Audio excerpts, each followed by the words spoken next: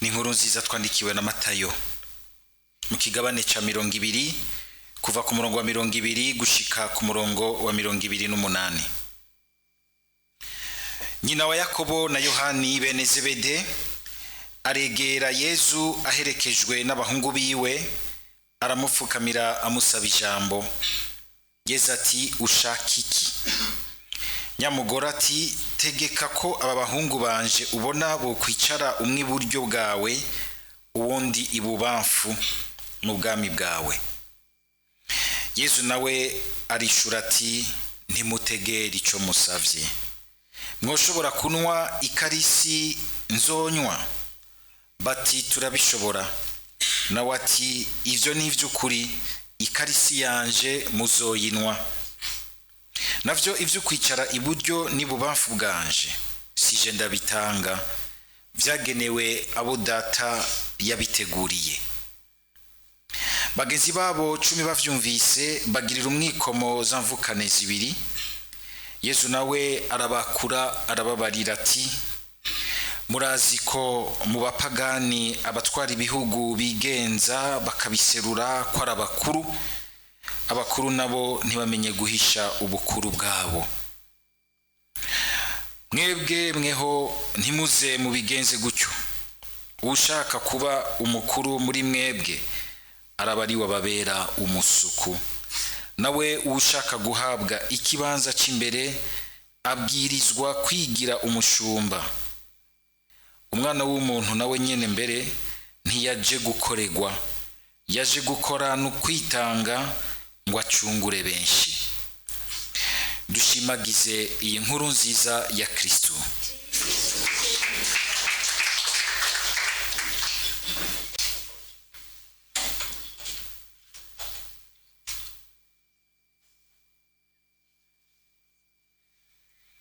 Mukuzirikana aya majambo y'Imana, tuyazirikane na cane cane tuyerekeza ku buzima bw'uyu mweranda turiko turibuka Yakobo twumvise ngaha mu gisomwa cyo mu nkuru nziza bamwita mwene Zebede. Kugira ngo vyoye gucangana mu bwenge, nagomba mpere ngaho gutandukanya ba Yakobo, kuko mu batuma harimwo ba Yakobo babiri.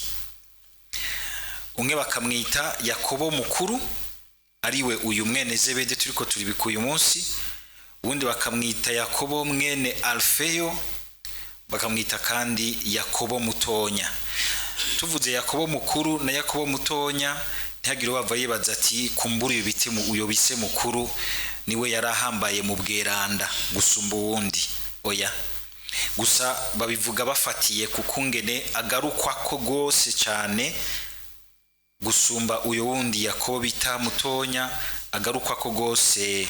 Yakobo mukuru akagarukwa ko gose cyane mu bwuzure bushasha cyane cyane mu vy'ubuzima bwa Yezu, ingene amajambo y'Imana mu nkuru nziza amugaruka ko cyane, eka mbere no mu gitabo cy'ibikorwa by'abatumwa.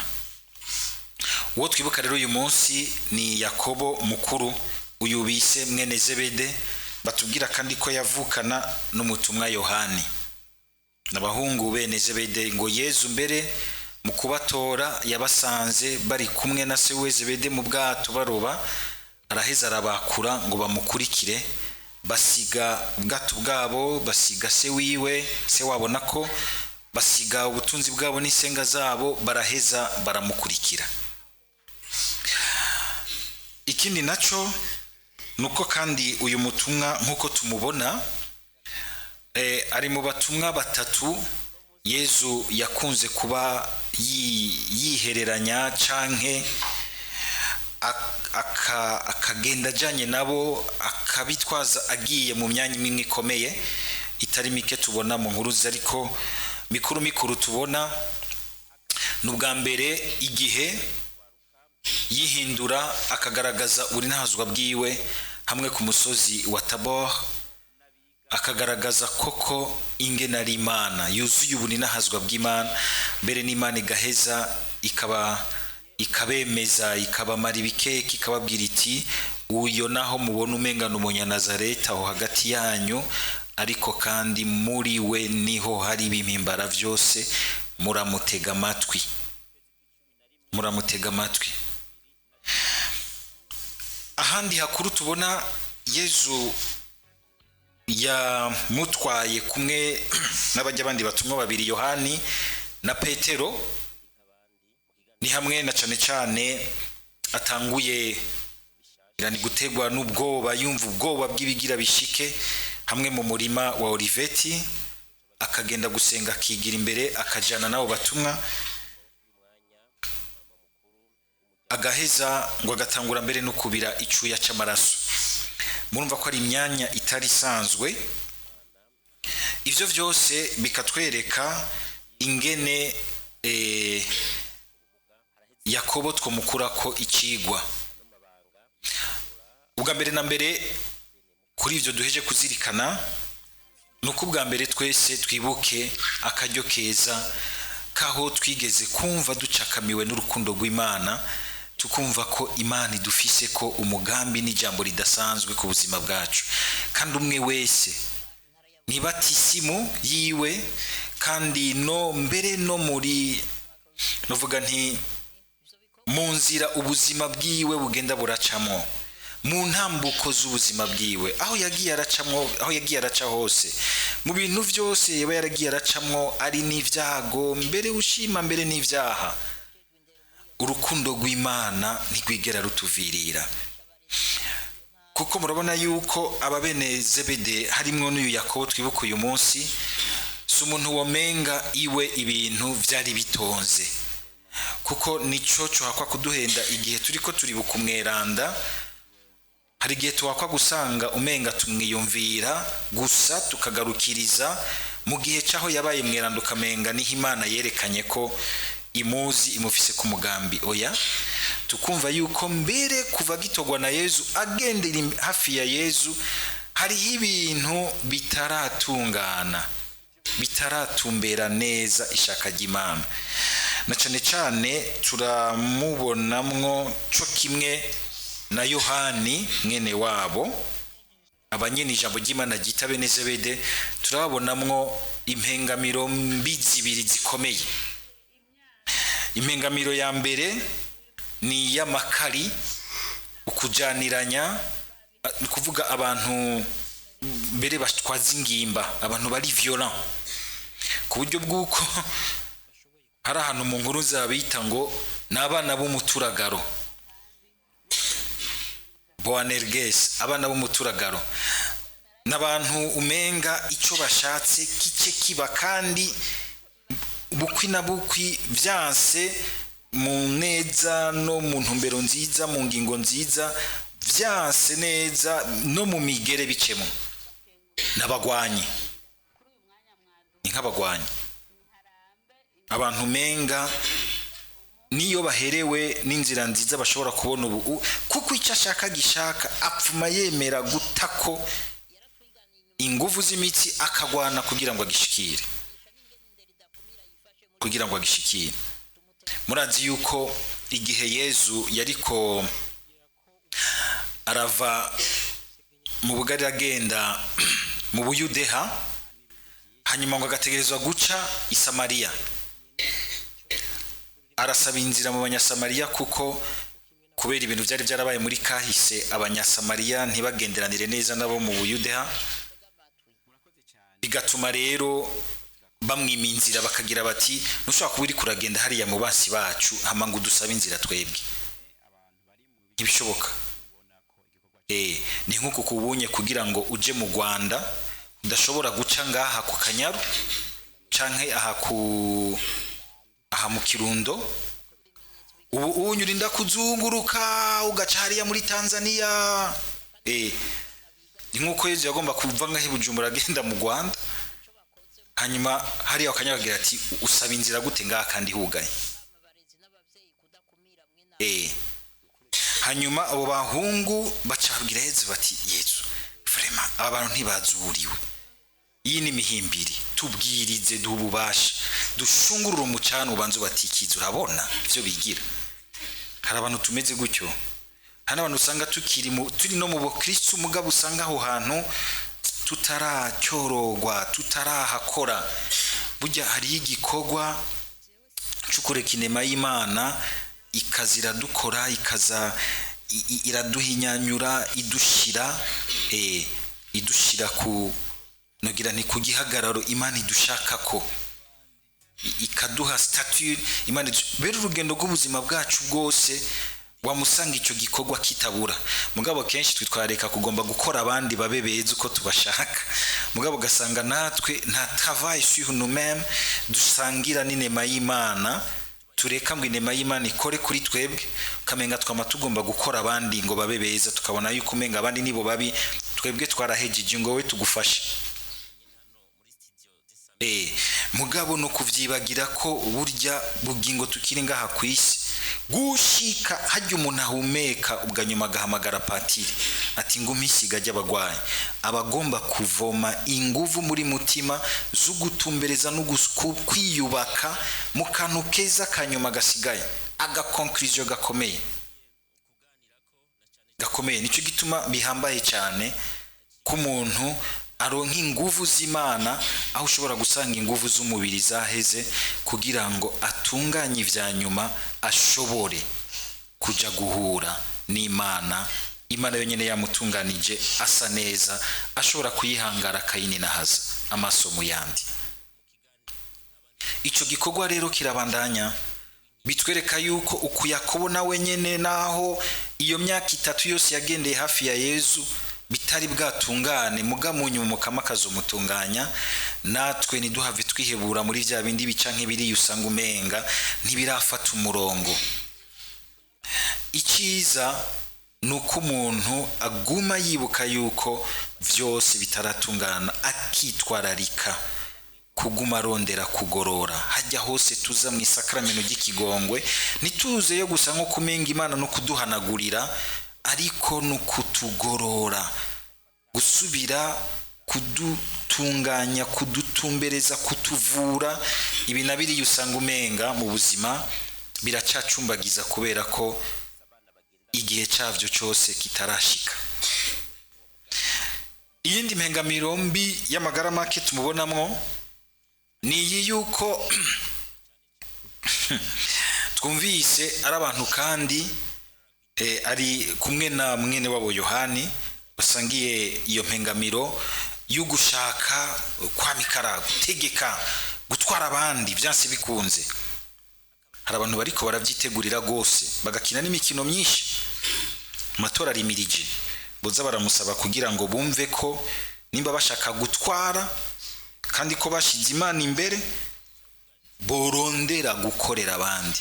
Mugabe ikibabaje nuko benshi bumvikanamwo ugushaka kurya. Ico kintu cy'ukurya mukamamana y'ijuru n'isi. Kandi mu rufasoni rw'ikirundi umuntu w'urumufasoni ntarya arafungura, mugabo abubu bararya.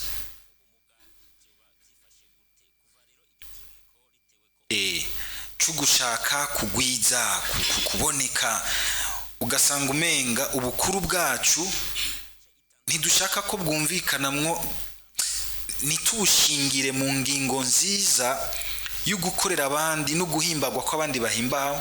Ugasanga tubushingiye mu kugomba kwiryohera, kumererwa neza, l'aisance matérielle, kandi tukagira tuti nta bukuru no bamfise igihe ntoba ndi nk'umuganwa atanga ibintu. Mugabo atabuzima atanze, atabuntu abiba mu bandi, ata ntumbero nziza abiba mu bandi, atamuzirikanye mwiza azana mu bandi. Kuko hari ibintu iyo bishikiye umuntu arongoye abandi uca usanga umenga birazanye umuzirikanyi mubi mu bandi. Iyo ari bibi bica byinjiza vuba na vuba kandi n'inguvu nyinshi umuzirikanyi mubi mu bandi. Umwijima ugacuba mwinshi, ugasanga mbere n'umuto muto agarukiriza hafi mu nguvu zo mu kibano, igihe ashatse kuba mwiza arabura ingene aba mwiza, kuko wewe wategerezwa guhagararira ubwiza bw'ikibano, ubwiza bw'ingeso nziza zubakira imico myiza n'imigenderanire myiza abantu. Wabigabanije inguvu uha inguvu umwijima n'ingeso mbi, bituma rero n'umuto muto yashaka kuba mwiza abura hasaganiriza, gaca agira ati none jiwe mfise inguvu izihe kugira ngo mbe mwiza muri aba bantu, ibikunda agaca aburanigwa. Ukibaza ngo ntacu uri kuronona, mugabo uri kurica. Uretse ko ushobora kwica mu kwiba itunga ry'igihugu, uri kurica imizirikanyi, tu détruis des consciences. Icyo ni kibi gikomeye mbere gusumvya. Ugahamagara abantu ukabaha amadiri kuko ubafise kubukuru bw'amafaranga, barashonje nta kundi bari bugire, baremeye kuyakina mabi, mugabo urishe muri bo umuzirikanyi mwiza, umuco w'ineza, urishe muri bo ingingo nziza. Ubatumye ku munsi wa nyuma wo kuburiri bwabo hari ibintu bizobatera bikababuza kumva ko basozereye ubuzima neza. Ivyo bintu bishika kure, bishika kure. Umuntu atanga akarorero kabi wopfa umubona umurozi, kumurozi uramenya utuye n'umurozi ukamuhunga kamwiyama. Ariko umuntu atanga akarorero kabi yinjira mu mahoration, kazarakinamwe amadiri yisaku y'ububeshi, y'ukurementanya, y'urunwa rubi, ugasanga ariko ari ikimitima n'imizirikanye, ariko arinstara ama stress n'ama tension, ama conflit n'ibintu mu bantu. Abantu mbere bagasenga Imana ikabura hishikira, kuko tutari mu bumwe no mu rukundo Imana ntironka hishikira. Biranga ibisabisho byacu bikabura inguvu, kubera uti genda urica, urica imitima, usuka mu mwijima, ugasanga uri kurica utabizi, ugatuma Imana ibura ahishikiraho yaterisa, kandi yaje igahera ngaho inyuma ho, tukajaga tukaririmba, mugabo ugasanga uwicaye ngaho no mukuza gusangira wa mukeba wanje arantanze imbere, akapfuma aza gusangira mu nyuma, kibaza ngo nukwihangana, yabanje kuzirikana naho yanse ko bahurira imbere ya Yesu. Ngabasohotse ngaho bagatwenga, bakarya, bakiyorobekana ko mu Kinyarwanda bavuga ngo nukuryarya, uburyarya. Bene ivyo rero ntibishobora gutuma ari igihe kubana n'abantu nk'abo umugira uti mfuma mbana n'umuntu ari mu kibe acemanga, ukamenya uti uyu muntu ameze uko, ari mu ciza naho akacemanga. Umuntu bataco yica atacakiza, utamenya utamera uku canke ari uku, mugabo ariko arica kenshi akagora ibana, ugasanga aratumye mbere n'abandi benshi mu mayeri n'ikinyegero, mu biyago, aho bajana, aho bikibukanira, ariko ari ikimitima n'imizirikanye mu kuyisukamwo umwijima. Ivyo bintu tubigabeko. Umenga ni ibintu bito bito, mugabo hari igikorwa cyo kwica umuzirikanye kibera mu migenderanire n'ururimi rubi, bikomeye gose, kandi bikazirika, bikaboha, bikabuza umuntu gutera intambwe. Kabona umuntu yashaka gukora ineza ati naka ndabiza aca bifata n'abace, bikamunanira kubera naka imvugo yiwe mbi. Umuntu bakamutinya kuko afise ururimi ruhwikira abantu, rukabasuka mu kintu, rukabemeza ibintu bitari vyo. Tuze turaraba ama influence tugira ku bandi, ubukuru tugira ku bandi. Ubwo n'ubukuru bwiza kubaka, butuma hagati y'abantu n'abandi hari imigenderanire myiza, canke ufise influence nocive yica urukundo, yica umwidegemvyo, yica ukwishira no kwizana, ugasanga abantu babanaho kuri hange. Sinzi ibyo ashobora gutegura, sinzi icyo ashobora kugira. Uyu muzirikanyi w'uburozi n'isumo n'ibiki bindi dutangaho hanze, uyu muzirikanyi w'amashano, murabona bigwiriye muri iki gihe aho umuntu adashobora kuzimanwa ahantu ngo afungura akanatekaniwe. Le climat na ambiance ya suspicion hose, ku buryo n'umuntu musangira ku meza amwe ya Kristo mudashobora kujyana ngo akuzimane muhira. Quel malheur! Société nk'iyi irabishe.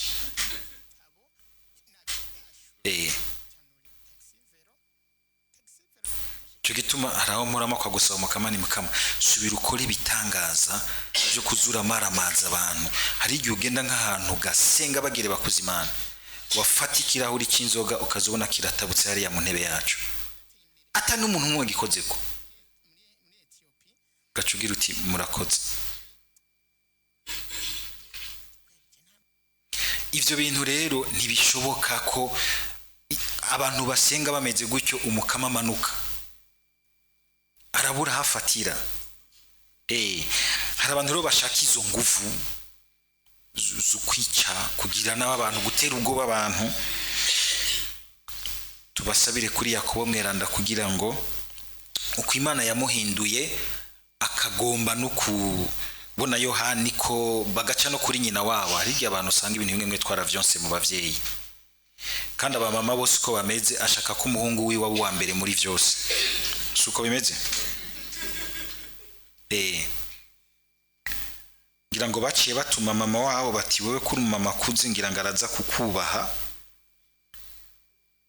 genda umujename umubwire. Umujena mubwire. Mubana abantu benshi yo ibintu byananiranye ko tubibashikana ko kazona tumye nyina wiwe ati uragenda urabe patiri, terega ibintu ndaguha si byihwanje n'amabanga y'Ekleziya biringanije uko ubonye. Kandi atanguye rero kuvuga kumva umenga nyine arakuboshe. Ewe pati ndakubona no kuri kose ungana n'abana banje, mugabo muri ibintu vya Ekleziya ndi umuvyeyi wawe. Ndi umuvyeyi wawe. Ndi umuvyeyi wawe.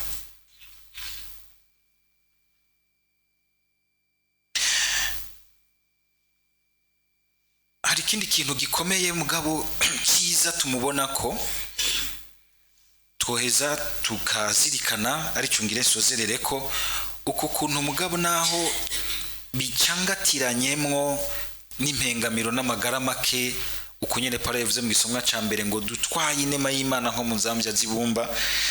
Hari ikindi kintu tubona Imana yabahaye, tugere Kristo. Nta muntu usanga umenga ari mu magara make gusa, hari igihe usanga harimo n'ibintu vyiza Imana imukoreramo. Kandi ku muntu azi kuba hafi y'undi mu rukundo amufasha kugira ngo ivyo vyiza bisokoroke buke buke, ibi navyo bize biratsindwa muri we bimuvamo. Nuko tubona kandi ko ari umuntu kumwe na Yohani bemeye by'ukuri gukurikira umukama. Tukabona yuko mbere niwe mu batumwa bose niwe yabaye wa mbere yatanze ubuzima bwiwe. Herodi Agripa amwishe akamuca umutwe mu kugomba kunezereza abayahudi, akemera ntasogeze inyuma, hageze akumva ati nanje subirize mu ndumano umukama yankunze, aha nta gusubira inyuma. Tugire Kristo. Igihe cyose turi mu bihe by'umwijima, nta mwijima ukomeye ushobora kwirukanwa no kuwangawanga no kwamumenga abantu baraho.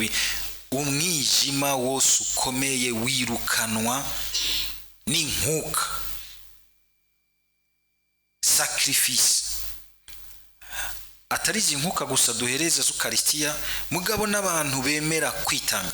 Iyo mvuze sacrifice mucyo mushaka mubona gusa amaraso, mugabo abantu bamenya kwitanga. Umuvyeyi akitanga akarara kwijoro kugira ngo arondere kazoza kabana bawe, atitanze ntikazokuguruka. Nk'ubu ugasanga ari abantu bariko baritanga bakarara amajoro, bagashobora no guheberamwe inyungu zabo, mbere bagahakwa no gusheta imitwe yabo n'amazosi yabo kugira ngo ibintu vyugaranye igitoro biboneke, ibintu vyugaranye amadolari aboneke. ibintu vyugaranye ubuzima isukari iboneke. Hari abantu beza bavyitanga mwandi igihugu cyose kiba carapfuye. Nzi turabona abo batatabiza mbere usanga babiri kufise mu kuboko kubi. Kuba duhagaze hari abantu bavyitangira. Kandi turakeneye yuko baba benshi kugira ngo ubukiriro buze. None muri abo benshi uremeye kubamo. Kwemera gukurikira Yesu Kristo no kuba muri abo. Kumbure ku rugero uriko. Ku rugero uriko twese ntidusanga dufise ingero zimwe kuko tutari mu bushobozi bumwe, tutari mu vyicaro bimwe. Mugabo umwe wese ahari akumva ati sinkibaho nigunganya ubuzima bwanje ko nemeye gukurikira Yesu Kristo. Hariho ibintu vy'ubukiriro kuri jewe no ku bandi bidashobora kuguruka hatabaye akigoro, ukwitanga, ukuva muri vya biharuro gusa vy'ukuzana iwanje, ahubwo nkahereza Imana, nkaninahaza Imana, ubukiriro bukuguruka imbere yanje bukongera bukugurukira n'abandi benshi. Yakobo kuko yemeye nawe gukurikira umukama muri iyo ntumbero y'urukundo rukorera abandi gushikaho guitanga, yatumye natwe inkuru nziza idushikira. Umukama tumusabe igihe cyose twibuka abatumwa asubira tunyengeterezemwo iyo ngingo ikomeye yuko inzira z'umugisha n'ubukiriro bukomeye zamazugurugwa n'inkuki itanzwe mu rukundo, no kwibabaza n'utwigoro dutanzwe mu rukundo. Bishobora kutaca biba ubwo nyene, mugabo inzira iba yugurutse. Ejo hirya y'ejo umukama araheza akagaragaza yuko urukundo rwawe rwagukoresheje mu kwitanga rutapfuye ubusa. Amen.